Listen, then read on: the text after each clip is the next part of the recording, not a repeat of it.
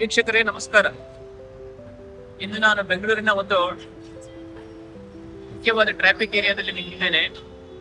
ಇಲ್ಲಿ ಅನೇಕ ದ್ವಿಚಕ್ರ ವಾಹನ ಚಾಲಕರು ಹೆಲ್ಮೆಟ್ ಇಲ್ಲದೆ ವಾಹನಗಳನ್ನು ಚಲಾಯಿಸ್ತಾ ಇರ್ತಾರೆ.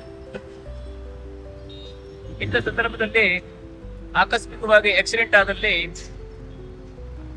ಜೀವಹಾನಿಯಾಗುವ ಸಂಭವ ಕೂಡ ಜಾಸ್ತಿ ಇರುತ್ತೆ.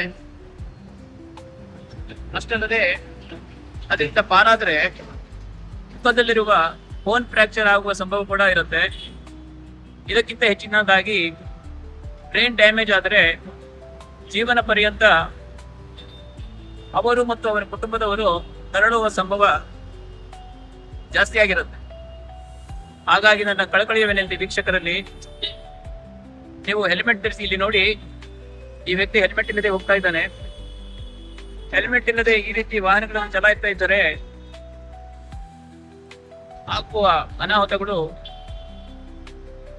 ಬಹಳವಾಗಿರುತ್ತವೆ. ಆ ಕಾರಣದಿಂದ ದ್ವಿಚಕ್ರ ವಾಹನವನ್ನು ಚಲಾಯಿಸುವಾಗ ನೀವು ಹೆಲ್ಮೆಟ್ ಧರಿಸಿ.